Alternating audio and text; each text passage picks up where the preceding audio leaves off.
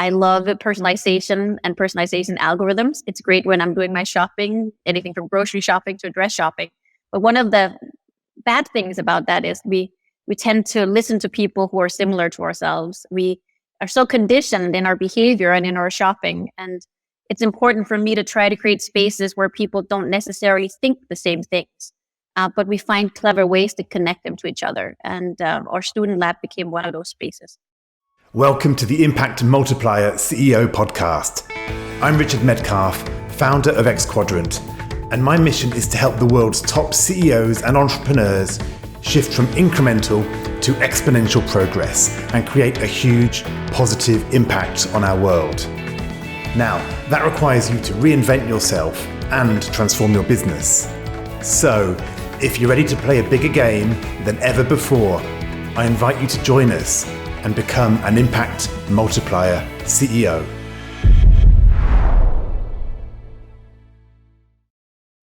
Sahra-Josephine Hjorth has gone from being an accidental entrepreneur to somebody who's scaling out a really innovative business to put a support system for youth into the pockets of millions and millions of people worldwide. Along the way, she's been nominated for many awards, the Real Leaders Impact Award, which she won. She's participated in the Obama Leaders 2022 Europe program. She teaches now in the future of learning at Singularity University. But more importantly, she's somebody who's on a mission and she lives that mission.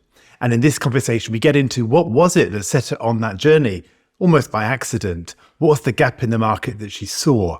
How did she pivot the business from an outbound to an inbound model during COVID? And what she learned along the way. She's made $1 million mistakes. She's learned to harness her perfectionism, to tame it, and to harness it. And we really focus as well on creativity and innovation and what a secret sauce is for that. So sit back, enjoy this conversation with Sahra-Josephine Hjorth. Hi, Sarah, and welcome to the show.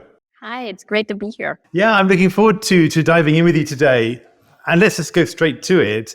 I know that you're on a mission to build the world's biggest learning platform for youth. So let's just start already. Why is that important to you? That sounds like a big, audacious goal. Why are you dedicating your time and energy to it?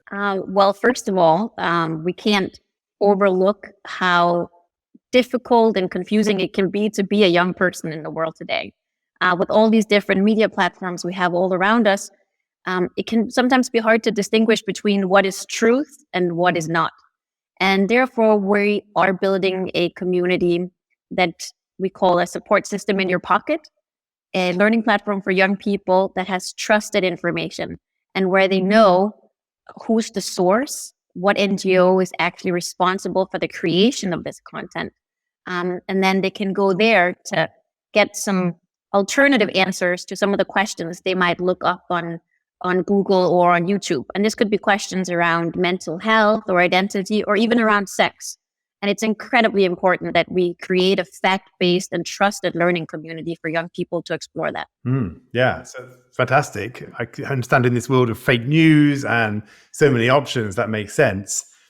What motivated you to pursue that as a mission? There's plenty of causes in the world, plenty of things that we could perhaps work on. Why this idea of a support system in your pocket? So I think, first of all, as humans, we're so conditioned by the civil society around us. I grew up with an identity as a dancer and with a strong affiliation with that organization. And my generation and those that are slightly older than us have affiliations with football clubs, with churches, with all these activities that we've done after school. But as a lot of those activities are moved online, I felt that civil society didn't really have a voice. So as a young person, you can either go to YouTube or you can go to an accredited university to find this, trusted learning spaces. So I wanted to help, bring civil society online and give them a voice and a new way to connect with people, feeling that I'm a little bit a person of a generation that's in between, quite digitally native, but still having grown up with more sort of physically based extracurricular activities. So that's one of the reasons that I got into it. And then I think I've always flirted with education and always wanted to help empower people to pursue their wildest dreams. So what was the pivotal moment when you said, this is a project I'm going to go for? So I think I am definitely an accidental entrepreneur.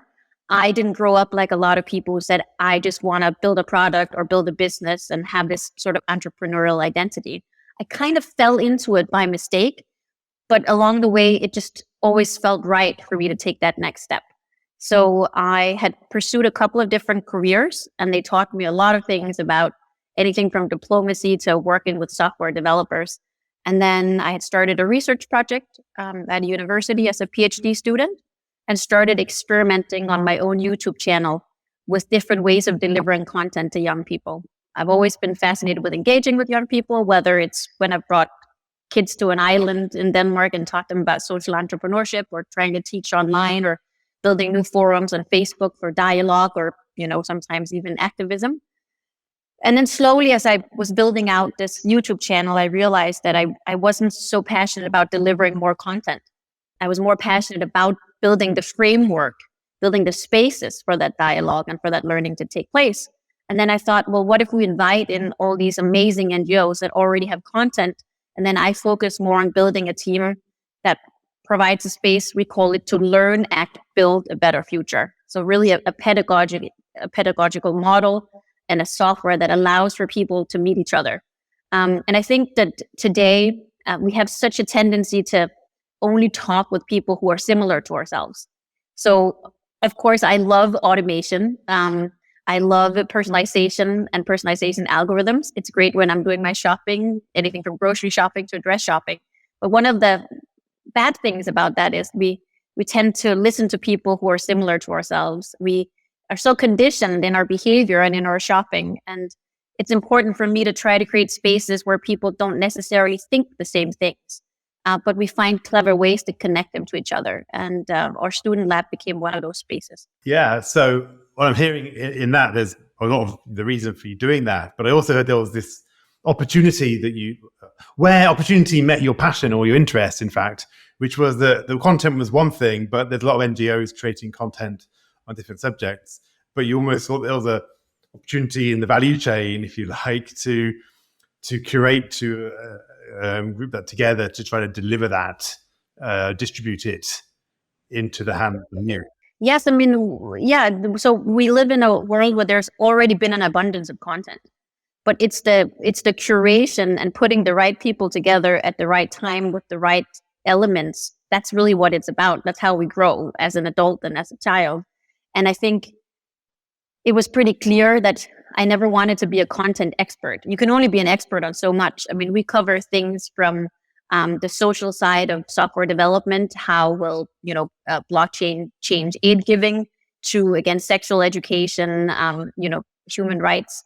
I didn't want to be the expert on that, but I wanted to be the expert in holding the hand of all the content creators and also preparing them for a future where by 2025, 70% of content may be synthetic.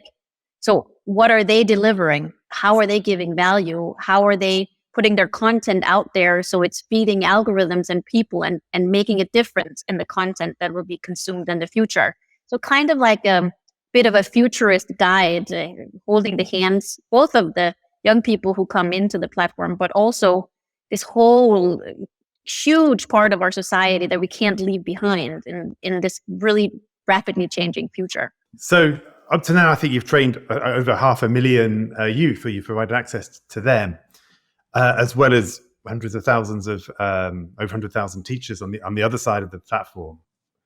What was the biggest challenge in getting this off the ground, right? Because I guess you've got the sense where to start with, you've got no users and no content, and what comes first, and how do you persuade one to come on if there's not so much of the other side?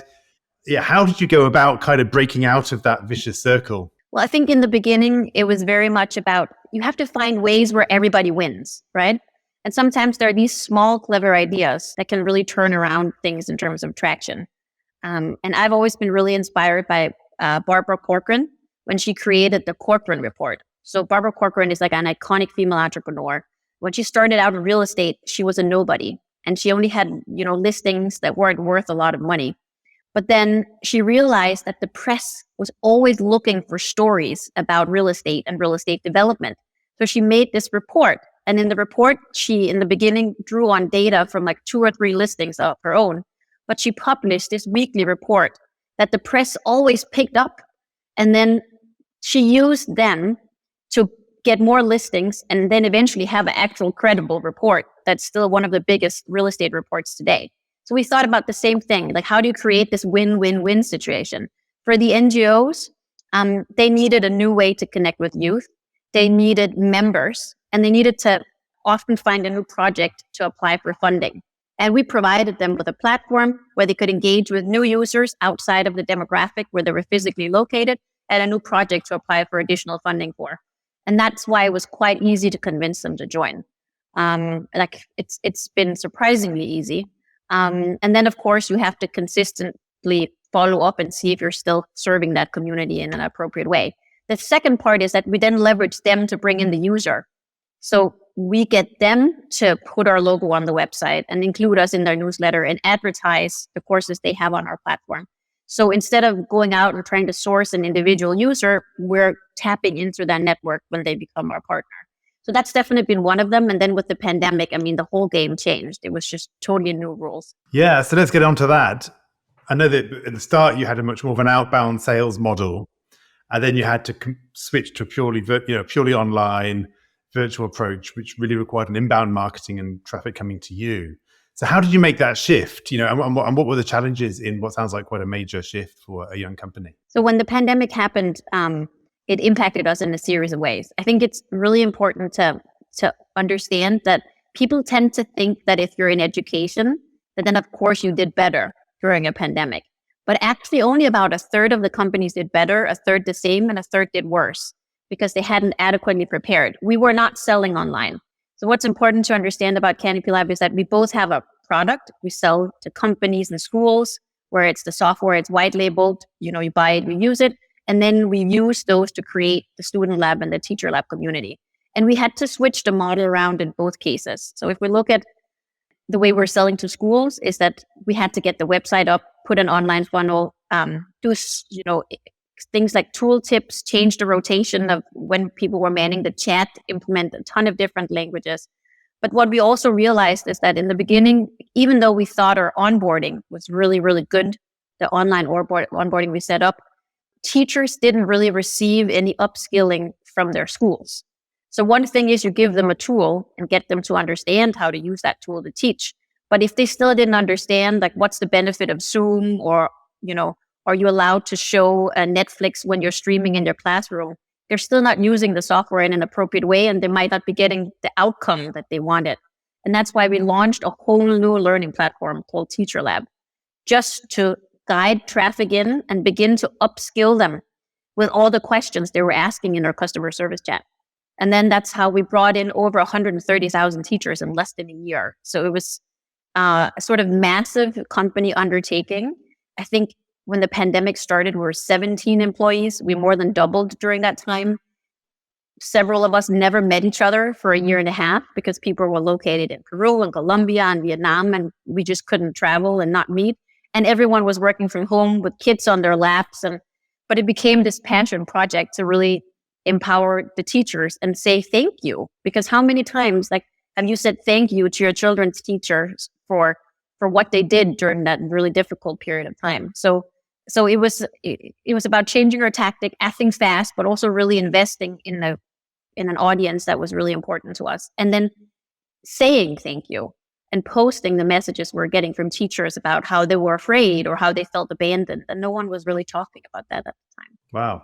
What was hard about that process that time? Or, what mistakes did you make along the way? It sounds like it's quite a big shift, right, that you had to make. I mean, we made so many mistakes, but that's it's a part of the entrepreneurial journey. And I think a lot of women are really afraid of making mistakes. And I've never really been afraid of making mistakes.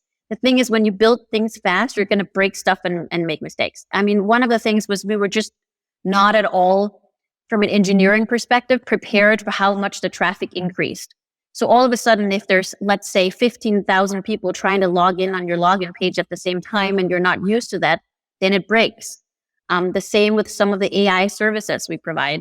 So we have this underlying AI engine And we weren't used to people running that many queries, trying to auto-generate so much content at the time. And again, it wasn't like we had made a mistake. We just hadn't created the proper structure or opened the floodgates, because it obviously cost a lot more money to be running on much more servers and things like that. So definitely, we're not completely ready to scale. I think we tried to grab all the business we could get instead of just focusing in a more strategic way. That was definitely a mistake as well. Actually, let me ask you that one. Well, what was the impact of that, of trying to go for too much business? I think we lost some clients, like some higher ticket clients we had already, because we tried to pursue so much business. I mean, we onboarded over 200 customers, again, in less than a year, from a company that probably had like 30 customers at the time. So it was this feeling of this Wild West. If we didn't grab a customer and if we didn't respond fast enough, they just signed up with someone else the day after, because everyone needed to buy a product and they needed to buy it fast, right? Because everyone had to deliver. So we, sell services to a lot of smaller schools that wouldn't typically be in our segment. And I think we didn't have a system in place to really assess fast enough the lifetime value of that potential client. So pretty much any client got the same royal treatment, which we're much more careful about today, because a small client can, we sell much more online, direct from website, and that client shouldn't see a customer service representative, because then it's not a lucrative deal anymore. So we had to grow up, rely on much more software, much more data, much more intelligence to be able to make smarter business decisions and not just grab any customer that comes along the way. Yeah, I hear that. It's hard, right, when you're actually in that moment and there's customers like available saying, take my money or whatever. It can be easy to say just one more is not going to hurt or whatever, but you get stretched too thin is what I'm hearing. I think actually here in Denmark, we're having a much better climate of talking about your entrepreneurial mistakes. And some of them are funny, like nothing bad necessarily comes out of mistakes that can be really big. I remember one time we had just raised 1 million euros in investment. And then I had to pay something like $5,000 to the tax authorities. And by mistake, I wired them $1 million. And I didn't realize right away. And then I log into the bank account a few days later, and I thought that we had been scammed or something. I thought someone had come in and accessed our bank account, and I completely freaked out. And then obviously we eventually got the money back. It took a little longer than it made me feel comfortable. But there were so many learnings in that, learnings about I had to notify my board. There was like a whole process, that started. So that was one thing. But also, why didn't we have fail-safe mechanisms? Turns out that, two people have to sign normally for a transaction of that size. But because it was on one of those, like a physical bill where you type in the number, apparently that system was only set up for a pure online transaction. So, when you do like an after action report on that, you realize, okay, there are steps. And then obviously that got taken out for audit, like a year after, because it looked very odd that we're sending money and receiving the same amount of money back. But there have been plenty of mistakes like that along the way. And it just makes it a lot more fun when you look back at it afterwards. Yeah, it gives you good stories, right? Let's give you some good stories. I think this is a classic example of you have to enjoy the journey. There's like if you beat yourself up at every little thing, it's so hard to continue. And I see so many, like, a lot of my clients, even they're extraordinary people, accomplish extraordinary things. They're still going to do amazing things, and they have very high standards, which can be a good thing, but it can also lead them to beat themselves up so much. No, you're totally right. I mean, entrepreneurs, we're competitive people. We only got here because we like to win. And people who like to win put in a lot of effort, and we like to, we're perfectionists. But I really, I think when I entered my 30s, it was a lot more for me about forgiveness of self. You are going to make these mistakes, and you should be a perfectionist, because the only way less than 1% of female entrepreneurs get venture capital in Denmark if it's a purely female-founded team, and 7% if it's a male-female team. I have a male co-founder. So you have to be better than the competition. You have to be a perfectionist. You have to really get out there and really do the work. But if you hold on to the mistakes, then you don't progress. And it builds this, dark mental cloud. So I think I've really sometimes, let's say I'm in the kitchen, I'm drinking a cup of tea, and sometimes you have this feeling like it's not a good day or something's bothering you, but you don't 100% know what it is. I've started to really stop myself, physically, and ask, why am I feeling this way right now? And then maybe it was that email from an employee or a client. It wasn't all that great, but most of the time it wasn't that bad. And then really recognize, I'm feeling this in this moment because of that. And maybe that's not worth it. And if it is worth it, then I need to do something about it that change how I feel about it. So just be much more conscious. And I think working with a coach has really, really helped me be much more aware of myself. When you talk about needing to be a perfectionist, I'm just going to pick up on that. And I know what you mean. What I hear you saying is it's important to have high standards and to have that intensity to make things happen. I wanted to pick it up because I see it sometimes is that, so I don't believe in perfectionism as a good strategy. I think high standards can be great, but actually I do see when people get paralyzed by perfectionism, what they're actually getting paralyzed by is fear. And perfectionism, a fear-based strategy, is basically about not shipping. Because at some point, and obviously you're somebody who ships, you've built a whole business, so you get it. But there's a point where you have to go, I'm pressing send or whatever the equivalent is, and it has to go. No, I agree. I totally agree. Most of the wrong hires I've had over the year are exactly that, people who are afraid to just do it. So when I was a consultant, we very much learned the best for the time and the money that you have. That's the concept. As a consultant, you sell your time, so you cannot, put too much effort, more than a certain threshold into a client job. It has to be good enough and be what you promised. Put in too many hours, you're losing money on it, so it doesn't make sense. I've very much taken that mindset. When you build a business, whether it's a for-profit business or a social venture, the people who make it are not the people who build the best things. It's the people who just do it. And I put in some principles that I use to control my time that helped me achieve that. So for example, I always start with the hardest thing first. Always. Both to get it out of the way, but also because it takes up most mental space. So if there's something, for whatever reason, I'll get it done at the beginning of the day. And I realize that it makes me feel so much better. And then a couple of other things I picked up over the years, I had a whole year I called the no year. And it was actually my husband's idea. I get excited very easily. I do a lot of things, serve on a lot of boards, volunteered, do a lot of speeches. But I've compromised a lot on the time I have to love myself and to rest and to feel prepared and charge my own battery.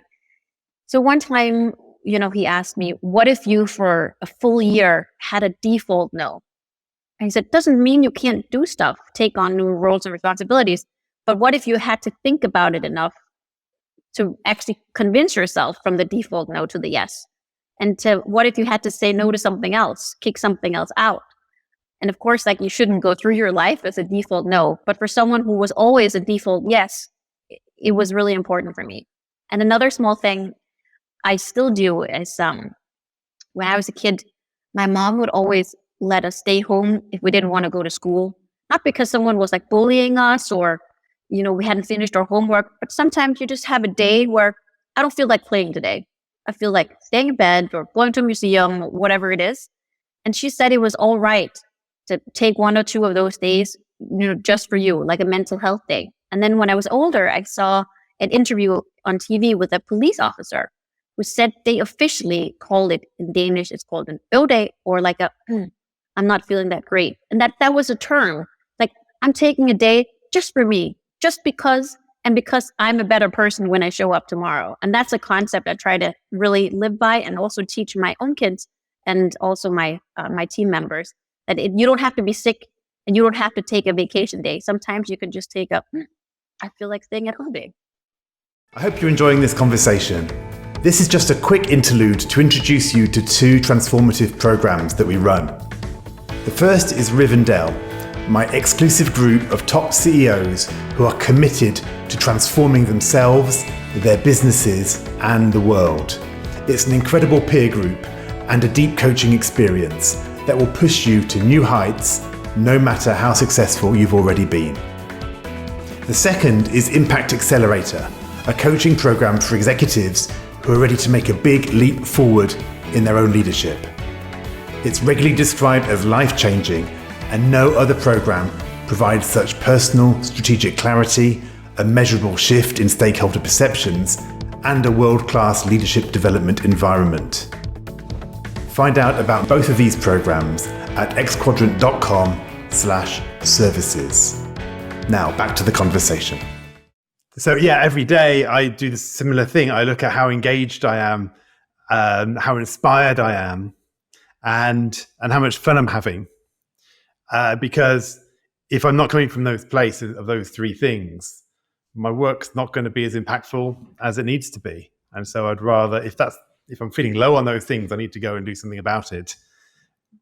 Because otherwise, I'm not going to be on point with my clients, in my writing, whatever I'm doing that day. And so I think that point of actually starting with making sure that we're coming from that place of, I call it being, right? That's where the impact happens. And you're right, when you want to take a day or morning or whatever we need to be in that place, actually, that's a really high value activity. Yeah, and I also think a few years back, I did the same thing with public speaking. I felt like at one point I was just going through the motions. There wasn't any authenticity left. I was just saying the same things, and my mind began to wander to other places while I was like actually on stage doing something. And then I thought, okay, I'm not giving something away. When you engage with people, you should leave them with something that at least you believe has some sort of value. So then I took 6 months out and said, I'm not doing anything because I don't have something that I want to say. I don't have something I want to give away. And then that time allowed me to focus on getting new inputs. And then I suddenly really felt like I had something to say again. And I'm really grateful that a lot of times, again, because there's social media, we feel like we have to be a part of the conversation. Like there's this loop going. And if you're all of a sudden circle out, then you're just irrelevant or you're not there. But I noticed that there's a really high correlation between engagement and saying something that takes a little bit longer and that's a bit more authentic and where you're giving something of yourself rather than just showing a picture or saying the same thing over and over. Yeah, absolutely. Yeah, I love that. So let's kind of pick up on that point of input. You said, taking time to actually resource yourself. You say that you work hard to be, I think, the most well-informed person in the room, read more and be better prepared than everybody else. So kind of how do you do that? What do you read? What's your thinking? Do you prepare for specific meetings in a specific way? And what are the benefits that you find of that?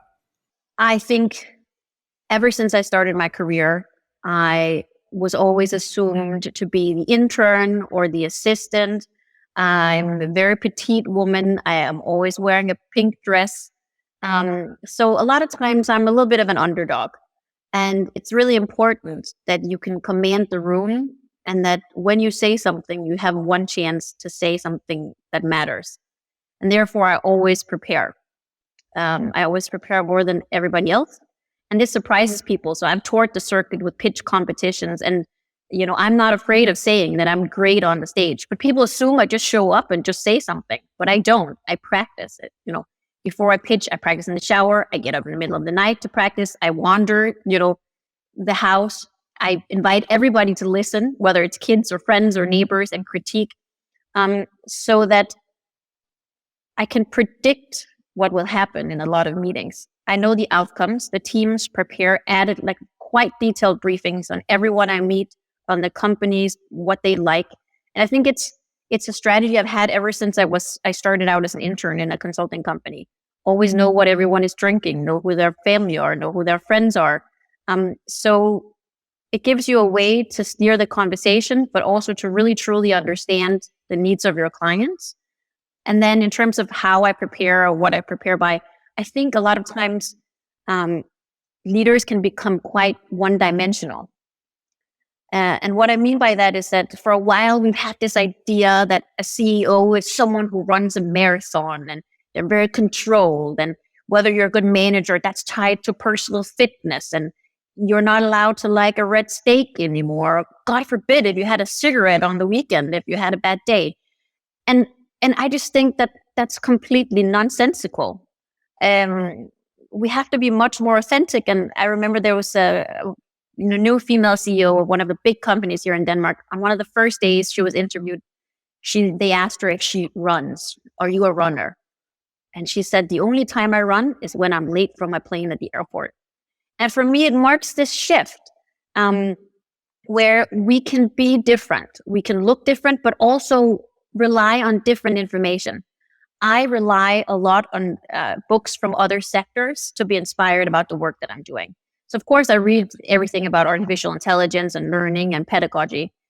But the times I've had the best ideas, it's usually come from, for example, science fiction or from visiting museums and places. When I started working at Singularity University, giving lectures on the future of learning, I also sometimes used to teach, and still do, at the NASA Ames Research Center for Singularity University. And I remember I was there in 2018, and they were doing some work around swarm intelligence and the self-driving cars. That really, really fascinated me. Then the walking around the hangar, learning about the history of that place, the innovation that's happened, learning about the self-driving car, I began to build mirror images in my mind about what that would be in education. What's the equivalent in my industry? And I realized it was the self-building course, the ability to automate course creation and build synthetic content. And a year after, we released, the world's first AI course authoring tool. And it was because of this reliance, especially on imagination and science fiction, and listening to people from other industries and the innovations that they're building, that I understood what I wanted to do. And since then, we created a concept in the company called AI Friday. And in AI Friday, each employee studies an application of artificial intelligence, but it is not allowed to be already deployed in education. And then they come and they present it, and then we collectively brainstorm. And we even do this on Zoom with all the different locations. And then we say, what do we like about this technology? What do we maybe not like? What are the potential ethical dilemmas? And what could be the mirror image of this in our specific industry? I rely a lot on cinema, museums, ballet. I consume a lot of Korean television. It really sparks my imagination, the way that the whole setup, the cultural relationship and the relationship between men and women is different. And I think it's necessary to build the global products that we expose ourselves to different culture. I love it. So many different inputs. And what's great is they're a lot of fun at the same time, right? So it's not a slog to be reading science fiction or watching different movies or whatever. And I love this idea of AI Fridays as well. What a creative way of actually getting everybody to actually get their hands on and play with things and be creative. I mean, what if you don't really benefit? Yeah. Yeah. And also, so I was going to say, I think, it doesn't have to be science fiction for everybody, but the point is that science fiction was actually never for me until a person in a bookstore. I was in London and I was late for a plane, and I ran into a bookstore and I said to the woman, I need a book for the plane, give me something. And she pulled out John Wickham, The Chrysalids. And I said, I don't want to read that. That's not for me. And then I didn't have time and I took it and I realized that it was for me. And I think it ties back to my earlier point about personalization. In a world that's more cleverly crafted, we have to make active choices. You could be in a city and never see a new building or a new museum or a new space or try a new restaurant. So sometimes when that restaurant you wanted to go to is booked, just take the place next door. Don't look up what it's all about. Same with a book, just pull books. I do that all the time. Books I have no idea. And then I don't feel forced to finish them necessarily. If it really isn't something I feel like I'm not getting something out of.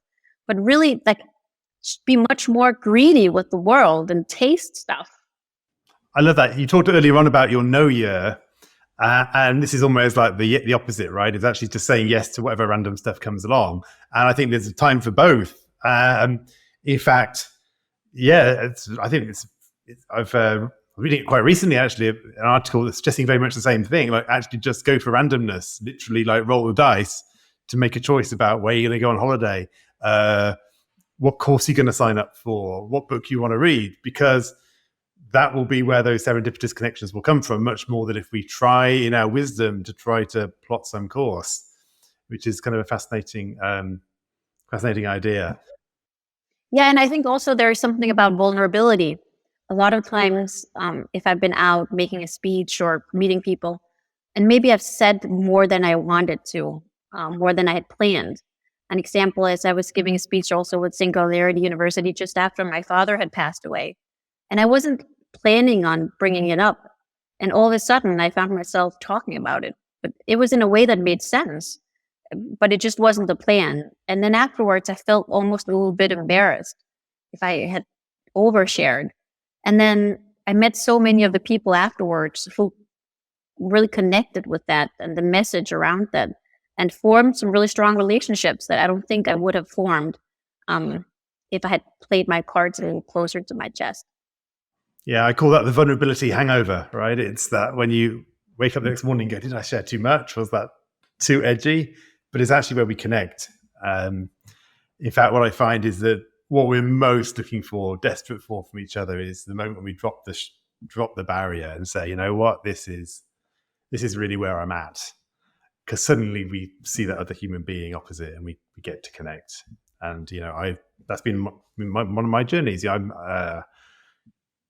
easy to grow up and be a high performer and feel you have to have it all together. My sister was severely mentally handicapped. So I felt I had to keep it all together in many ways, right? And always be smart and competent and have all the answers.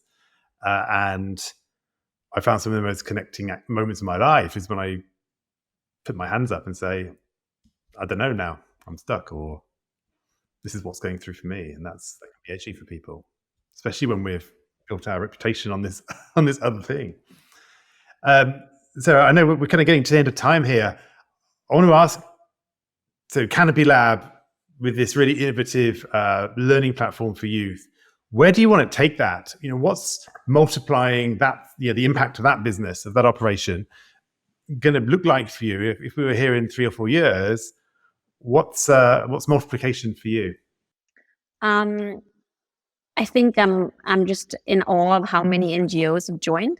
So we just surpassed 200 NGOs, and I believe last week we set a record by signing 5 new partners in a week. So I want to build the world's biggest space for youth and civil society to engage and to debate the world's most difficult topics. And I think we're very well on the way to do that.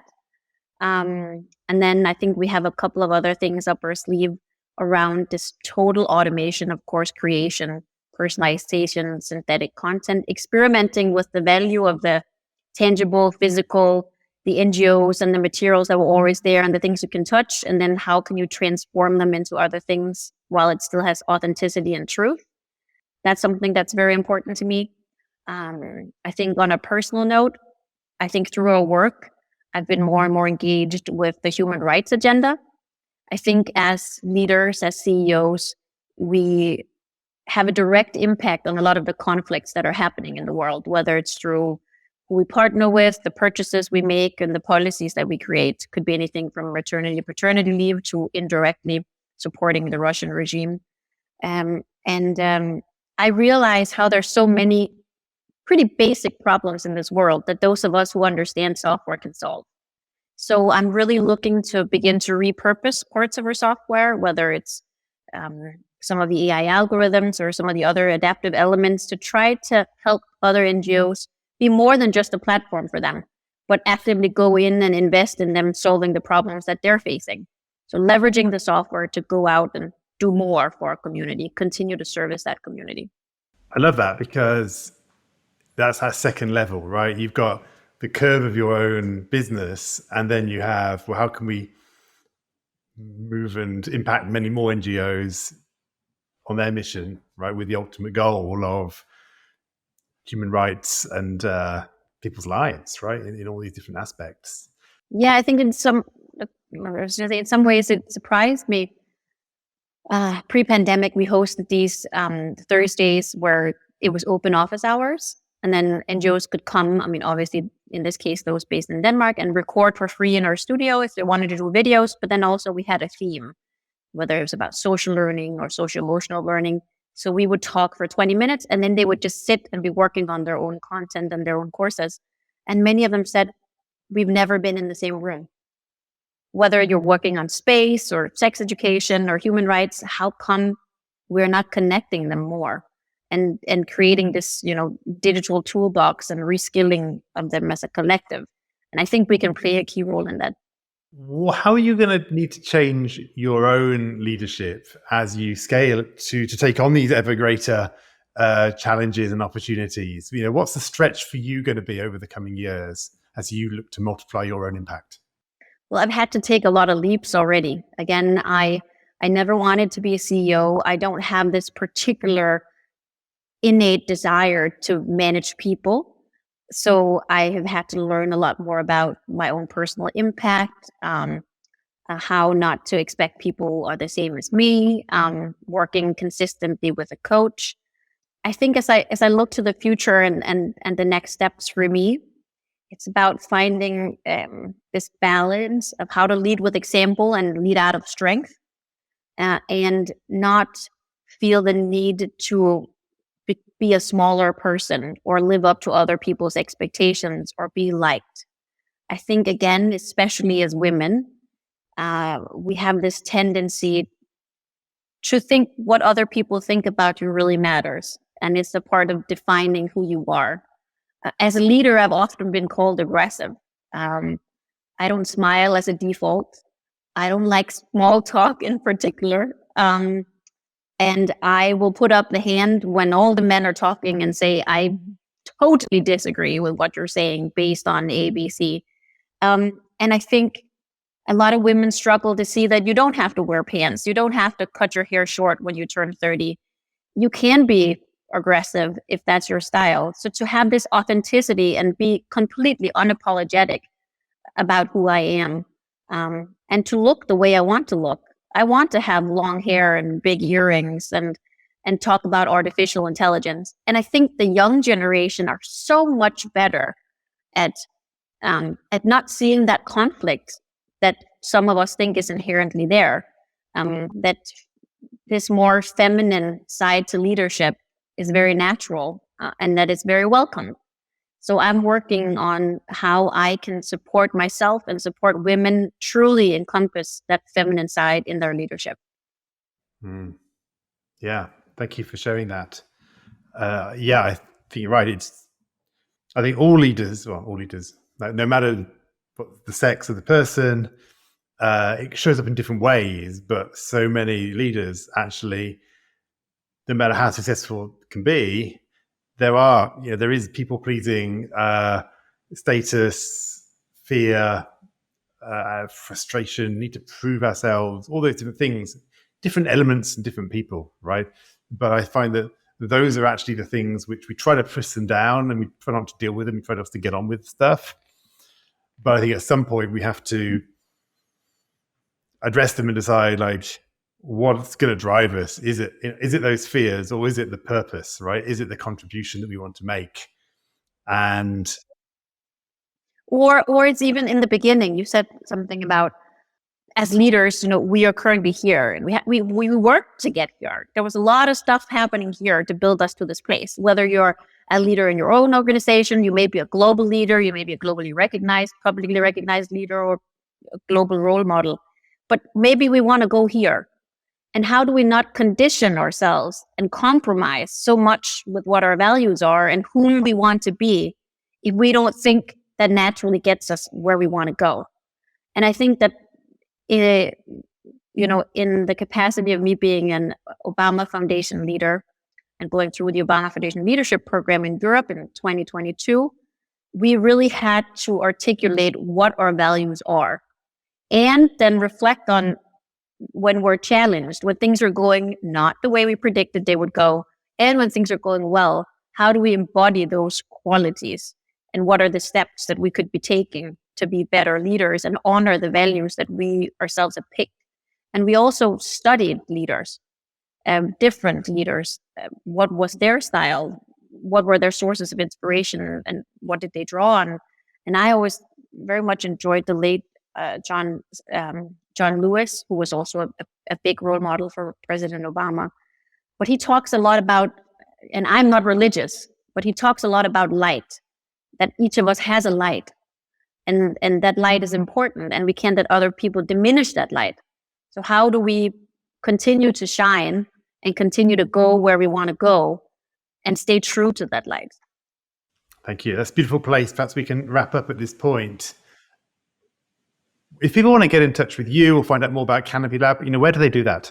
So you can go to canopylab.com, and direct from that website, you can both buy the product, but also join Student Lab and Teacher Lab, and that's totally for free. Other than that, I'm an Instagram person. Sahra-Josephine on Instagram. That's where you'll get the quickest answer from me. Perfect. Well, Sarah, thank you so much for taking the time today. I think we've covered so much ground. It's been really fun and inspiring. We've talked about starting, your support system in your pocket, the mission for doing that, the fact you're an accidental entrepreneur, spotting this gap that other NGOs were not really focused on, and that you can allow you to serve multiple NGOs in one and find this niche in the market, about how you kind of created quick wins to get the whole thing off the ground. Talked about perfectionism, time management principles, the know year, inspiring yourself to create a self-building course based on the idea of a self-driving car and the innovations that can come from when we broaden our horizon. And then this recent conversation about what it means to look at ourselves and look at how we need to reinvent ourselves for the next level. So I've really enjoyed our conversation. Thank you so much, and look forward to watching as you grow this platform into the biggest youth education platform on the planet. Thank you so much. Thank you. Well, that's a wrap. If you received value from this conversation, please do leave us a review on your favorite podcast platform. We'd deeply appreciate it. And if you'd like to check out the show notes from this episode, head to xquadrant.com/podcast, where you'll find all the details.